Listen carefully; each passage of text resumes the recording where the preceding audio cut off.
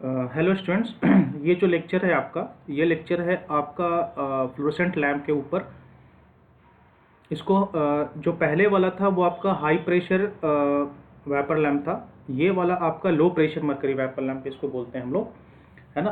तो ये है आपका फ्लोरोसेंट लैम्प जिसके बारे में हम पढ़ेंगे। तो देखिए, ये देखने में ऐसा होता है, मतलब जो ट्यूबलाइट आपके घरों में होता है ना, वो देखने में आपका जो है वो ऐसा होता है। और इसके अंदर में क्या क्या होता है, देखिए ये कनेक्शन पिन है जिसको हम लोग ट्यूबलाइट के साइड में फिक्स कर देते हैं। फॉस्फोर का कोटिंग, मतलब जो आपका ट्यूबलाइट का जो ट्यूब है उसका जो अंदर वाला जो है ना, जो अंदर का जो पार्ट होता है उसको हम फॉस्फोर कोटिंग करते हैं। ठीक है। तो इसका प्रॉपर्टी ये होता है कि जब भी इस पे लाइट पड़ेगा तो ये ग्लो करना शुरू हो जाता है, तो इसलिए हम ये यूज़ करते हैं। ये है आपका इलेक्ट्रोड कॉयल। यहाँ पे हम लगाते हैं, आपका लिक्विड मरकरी होता है। और ये है आपका एंड कैप, और अंदर में इनर्ट गैसेज होता है। इसका एक्चुअली ये, अगर आप डायग्राम मिस करना चाहें तो मिस कर सकते हैं, इसको बनाने की ज़रूरत नहीं है एग्ज़ाम में। ये बस दिखाने के लिए मैंने आपको बताया कि एक क्रॉस सेक्शनल व्यू जो है वो आपको दिख जाएगा इसमें। इसका सर्किट डायग्राम है आगे में। तो सबसे पहले हम बात करते हैं कि प्रिंसिपल ऑफ ऑपरेशन है क्या इसका। तो इसका प्रिंसिपल ऑपरेशन ये कि एक जो आपका फ्लोरोसेंट मटेरियल होता है, उसकी सबसे बड़ी प्रॉपर्टी ये होती है कि जब आप उसके अक्रॉस, या जब आप उस मटेरियल को इलेक्ट्रोमैग्नेटिक रेडिएशन में डालेंगे तो वो एक पर्टिकुलर वेवलेंथ एमिट करता है। वही वेवलेंथ हमें विजुअल लाइट में दिखता है। देखिए, हर एक लैंप में यही कहानी चलना है आपका, कि इलेक्ट्रॉन आपका एक्साइटेड होगा, फिर वो जब ग्राउंड स्टेट में आएगा तो लाइट एमिट करेगा। और हम क्या कर रहे हैं कि आपका मटेरियल चेंज कर दे रहे हैं, तो आपका लाइट का कलर चेंज हो जा रहा है। उसको अलग तरीके से हम हीट कर रहे हैं तो अलग तरीके से लाइट आ रहा है। तो हर जगह कहानी आपका लैंप में यही रहना है, लगभग मिला जुला करके। थोड़ा बहुत चेंजेज आता है मटेरियल को लेकर के। तो इसमें जो हम यूज़ कर रहे हैं वो है आपका फ्लोरोसेंट मटेरियल। ये जो है आपका, ये आपका फ्लोरोसेंट मटेरियल। और इसको जब हम इलेक्ट्रोमैग्नेटिक रेडिएशन एक पर्टिकुलर वेवलेंथ का जब हम डालते हैं इसके ऊपर, तो इलेक्ट्रॉन जो है आपका एक्साइटेड हो जाता है। और एक्साइटेड होने के बाद ये एक दूसरा वेवलेंथ देता है, मतलब जो ग्राउंड स्टेट में आएगा तो ये दूसरा वेवलेंथ छोड़ता है। और वही वेवलेंथ जो है हम लोग जो है उसको विजिबल लाइट के फॉर्म में देखते हैं। और इसका प्रॉपर्टी ये होता है कि जब आप इसका इलेक्ट्रोमैग्नेटिक हटा भी लेंगे इलेक्ट्रोमैग्नेटिक रेडिएशन, फिर भी ये जो है वो उस फेनोमेना को करता रहता है ये। तो ये इसकी सबसे बड़ी प्रॉपर्टी है। ठीक है। तो यहाँ पे मैंने एक फेनोमेना है, फ्लोरोसेंस एक फेनोमेना है जिस पे आपका ये काम करता है। तो जो आपका जो फ्लोरोसेंस है ये एक फेनोमेना है। ठीक है। This is a phenomenon on which आपका जो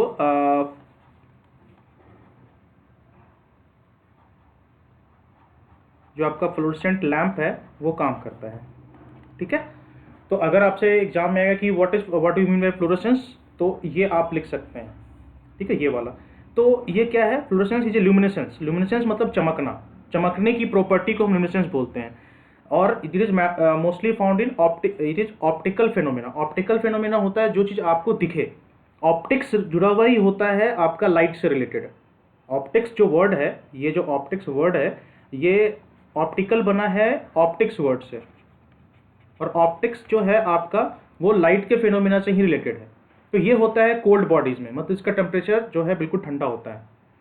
और ये क्या करता है, जब आप इसमें इलेक्ट्रोमैग्नेटिक रेडिएशन में इसको रखते हैं तो ये फोटोन को एब्जॉर्ब करता है।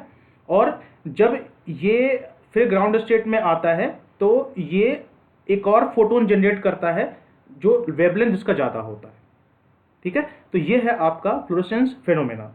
तो जो अब यही लिखा है, जो energy difference between the absorbed and the emitted photon, मतलब जो एब्जॉर्ब किया जो एमिट किया उसका जो एनर्जी डिफरेंस है, उसकी वजह से क्या होता है, वाइब्रेशन या हीट प्रोड्यूस होता है, हीट प्रोड्यूस होता है उसका। और वो जो हीट है वो आपका अल्ट्रावायलेट रेंज में है। ठीक है। और जो एमिटेड लाइट है वो आपका आता है विजिबल रेंज में।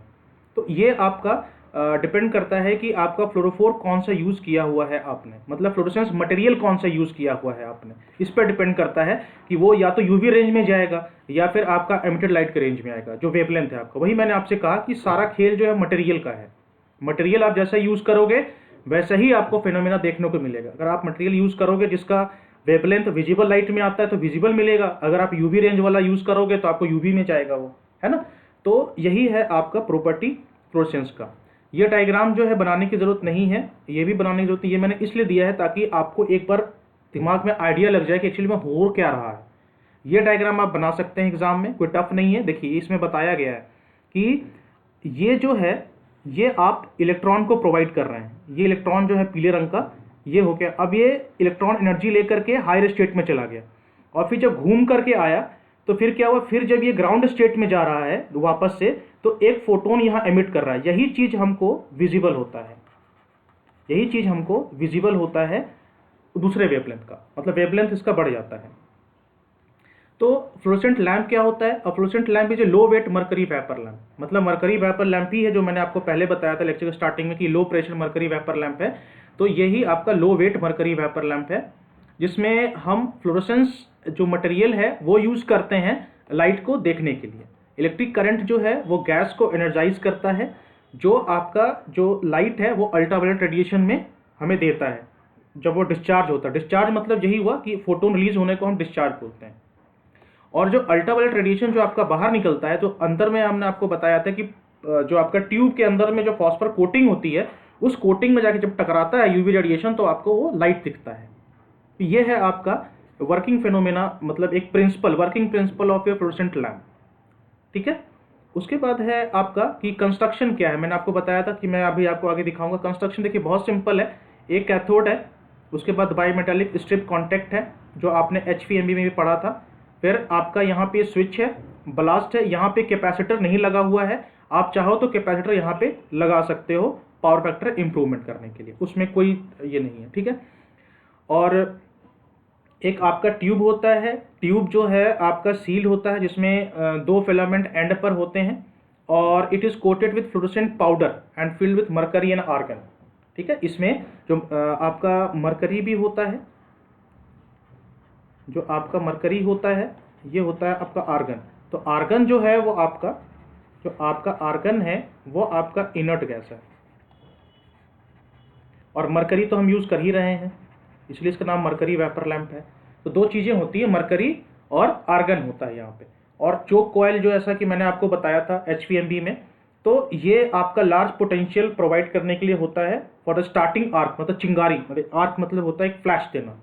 ठीक है, और उस आर्क को सेफ वैल्यू तक रखने के लिए भी होता है, क्योंकि मैंने बताया था चोक में इंडक्टर होता है, इंडक्टर में ज़्यादा करंट बढ़ने देगा ना घटने देगा, वो मेंटेन रखेगा करंट को। तो यही चोक का मेन है कि आर्क प्रोवाइड करेगा लेकिन ना करंट को ज़्यादा बढ़ने देगा ना घटने देगा। और स्टार्टर जो है आपका वो स्टार्टिंग करंट को प्रोवाइड करने के लिए होता है, जो आपका जो होता है जैसे गर्म हो करके जो आपका करंट प्रोवाइड कर हीटिंग होता है, उन सब चीज़ों के लिए स्टार्टर हम यूज़ करते हैं। स्टार्टिंग करंट एक चाहिए होता है चिंगारी टाइप का, तो वो इसके थ्रू हम देते हैं। ठीक है, तो ये है। और कैपेसिटर जो है आपका वो है आपका ये स्पार्किंग रिड्यूस करता है और आपका जो लाइफ है वो बढ़ाता है आपके स्टार्टर का। जैसे कभी कभी क्वेश्चन आप लोग पूछ सकता है कि कैपेसिटर का यूज़ क्या क्या होता है। तो एक तो कैपेसिटर का यूज़ हो गया आपका पावर फैक्टर इंप्रूवमेंट में, ठीक है, और दूसरा हो गया आपका to increase the life time of starter by reducing the arc और बाय रिड्यूसिंग द स्पार्क। तो दो चीज़ होता है। अब पावर फैक्टर इंप्रूवमेंट में आप लाइन जोड़ सकते हैं कि as ballast is inductive so power factor is low. ठीक है, but capacitor increases the power, this low power factor or provides the leading power factor and thus power factor is maintained। ठीक है, अब इसका वर्किंग क्या है कि जब आप सफिशिएंटली हाई वोल्टेज अप्लाई करेंगे इलेक्ट्रोड के अक्रॉस में तो क्या होगा, जैसे मान लीजिए कि आपका एक इलेक्ट्रोड ये है और एक इलेक्ट्रोड आपका यहाँ पे ये है। जब आप यहाँ इलेक्ट्रिसिटी प्रोवाइड करेंगे तो यहाँ पे क्या होगा कि आपका इलेक्ट्रिक फील्ड सेटअप होता है बीच में, है ना। यही इलेक्ट्रिक फील्ड सेटअप जो होता है, यही इलेक्ट्रोमैग्नेटिक रेडिएशन का जो है वो काम करता है जो हम करना चाहते हैं। उसके बाद a small amount of current to the electrode filament heats up the filament. अब जब इसमें करंट फ्लो होगा तो अब आपका फिलामेंट भी ये गर्म होना शुरू हो गया यहाँ पे, और साथ में आपका इलेक्ट्रोमैग्नेटिक फील्ड भी अंदर में है। अब क्या होता है कि आपका जो फिलामेंट होता है वो ऑक्साइड कोटिंग से होता है। ऑक्साइड कोटिंग अगर होगा तो क्या इलेक्ट्रॉन बाहर निकलना शुरू हो जाता है, और जैसे ही इलेक्ट्रॉन बाहर निकलता है तो वो निगेटिव इलेक्ट्रोड की तरफ बढ़ना शुरू हो जाता है। ठीक है, और इसके बाद क्या होता है कि इलेक्ट्रिक फील्ड जो आपका है, जैसे मान इलेक्ट्रिक फील्ड आपका इस डायरेक्शन में है, तो आपका जो इलेक्ट्रॉन है वो पॉजिटिव टर्मिनल की तरफ वो भागना शुरू हो जाता है। और ये जो इलेक्ट्रॉन जब मूव करता है तो क्या होता है, जब अब इलेक्ट्रॉन के पास एनर्जी आ गई, एनर्जी में वो मूव किया, लेकिन मूव करते करते कुछ जो है अपना एनर्जी वो लूज कर जाता है, तो वही उसको हम बोलते हैं डिस्चार्ज प्रोसेस। जो इलेक्ट्रॉन जो अपना एनर्जी लूज कर दिया ना, वही उसका डिस्चार्ज प्रोसेस होता है। ठीक है, उसके बाद डिस्चार्ज प्रोसेस का 3 स्टेप है। पहले क्या है कि फ्री इलेक्ट्रॉन जो आपका निकला इलेक्ट्रोड से, जो ऑक्साइड लेयर का उसके ऊपर जो दिया गया है, और वो फिर इलेक्ट्रिक फील्ड में एक्सेलरेट हुआ, मतलब जो आपने 2 इलेक्ट्रोड के अक्रॉस जो लगाया वो एक्सेलरेट हो गया। उसके बाद जो काइनेटिक एनर्जी फ्री इलेक्ट्रॉन्स है वो कन्वर्ट हुआ आपका excitation energy of the gas atom. जो आपने अंदर में आर्गन लगा रखा है ना, तो वो आर्गन जब इलेक्ट्रॉन मूव करता है तो आर्गन से टकराता है, तो वो आर्गन जो है आपका एक्साइटेड स्टेट में आ जाता है, और the excited energy of the gas atom converted into radiation. अब वो आर्गन जब आपका एक्साइटेड एनर्जी में आ गया तो वो क्या होता है कि जब आपका जा करके वो फॉस्फोर के साथ जब के पास में जाता है तो फिर वो एनर्जी अपना लूज कर देता है पूरा, और फिर आपको रेडिएशन देखना शुरू हो जाता है। तो क्या है कि फॉस्फोर जो है, फॉस्फोरस का ये बहुत अच्छा प्रॉपर्टी है कि जब उस पर लाइट फॉल करता है तो ग्लो करता है वो। तो जब आपका आर्गन जो है, जो नट गैस जो है, जब आपका एक्साइट हो गया और जब वो ग्राउंड स्टेट में आ रहा है तो एनर्जी एनर्जी रिलीज करेगा। वो एनर्जी की वजह से जो आपका फॉस्फोर जो कोटिंग अंदर का है वो ग्लो करना शुरू कर जाता है। इसलिए कभी आप ट्यूबलाइट फोड़ करके देखो तो अंदर में सफ़ेद सफ़ेद सा रहता है आपका, है ना। इसका एडवांटेज क्या है? एडवांटेज ये है कि एफिशिएंसी इसका 90% होता है, लाइफ टाइम ज़्यादा होता है, लेस ग्लेयर। ग्लेयर मतलब होता है चकाचौंध, मतलब जैसे अगर आप ट्यूबलाइट की जला दो उसकी तरफ देखो तो आंख जो है आपका वो चकाचौंध में नहीं जाता, लेकिन अगर आप हैलोजन की बात करो तो हैलोजन की तरफ अगर आप एक ध्यान से देख लो तो आपका जो आंख है वो मतलब दोबारा फिर उसको देखने के लिए बहुत टाइम लगता है। तो ग्लेयर हम कहते हैं कि जो एक चकाचौंध टाइप का जिसमें कुछ दिखता नहीं है आगे, वो होता है। तो ग्लेयर नहीं होता, इसमें बहुत ही आंख को आराम मिलता है, इसीलिए हम लोग ट्यूबलाइट को जो है ज़्यादा यूज़ करते हैं आज के टाइम में। उसके बाद डिसएडवांटेज के इनिशियल कॉस्ट ज़्यादा होता है क्योंकि इसमें चोक और स्टार्टर लगता है, तो जाहिर सी बात है ट्यूबलाइट का कॉस्ट ज़्यादा होता है, लेकिन इसका जो लाइफ टाइम जो मोर होता है इसलिए हम, और एफिशिएंसी ज़्यादा होता है, यही तो सबसे बड़ा वजह बन जाता है इसको यूज़ करने का।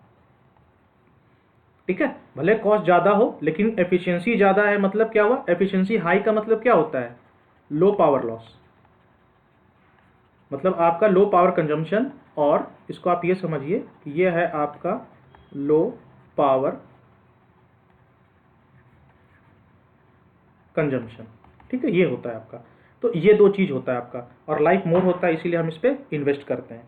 तो ये था आज का लेक्चर जिसमें हमने पढ़ा आपको फ्लोरेसेंट लैम्प के बारे में। बहुत ही सिंपल है ये और बहुत ही सिंपल कॉन्सेप्ट है, बस आपको ये याद रखना है कि फ्लोरेसेंट लैम्प में फ्लोरेसेंस फेनोमेना होता है। फ्लोरेसेंट फेनोमेना में हमारा जो होता है, हम इलेक्ट्रोमैग्नेटिक रेडिएशन प्रोवाइड करते हैं। उससे क्या होता है, आपका जो गैसेस पार्टिकल जो है, आर्गन जो है, वो आपका एक्साइटेड स्टेट में आता है। और वो क्यों आता है? वो इसलिए आता है कि जो आपका कॉइल में इलेक्ट्रॉन, कॉइल से जो इलेक्ट्रॉन बाहर निकल रहा है वो जाके टकराता है आर्गन से, या फिर जो भी नट गैस है वो टकराता है, तो जो आर्गन गैस है उसमें एनर्जी आ जाती है, और वो जब एनर्जी जब लूज करता है अपना ग्राउंड स्टेट में आने के बाद, तो वही एनर्जी जब फॉस्फोर के साथ जा करके टकराती है तो ग्लो करता है। फॉस्फोरस को बस एनर्जी चाहिए कहीं ना कहीं से ग्लो करने के लिए। ठीक है, तो ये था आज का लेक्चर जिसमें मैंने आपके साथ डिस्कस किया कि फ्लोरेसेंट लैम्प कैसे काम करता है। बहुत ही सिंपल है, अगर आपने HVMB समझ लिया तो ये आराम से समझ में आएगा। इसमें सारा खेल जो है वो फ्लोरेसेंट मटेरियल का ही है। ठीक है, so thank you for watching this video. अगर कोई डाउट हो तो आप प्लीज़ पूछिए and take care of yourself.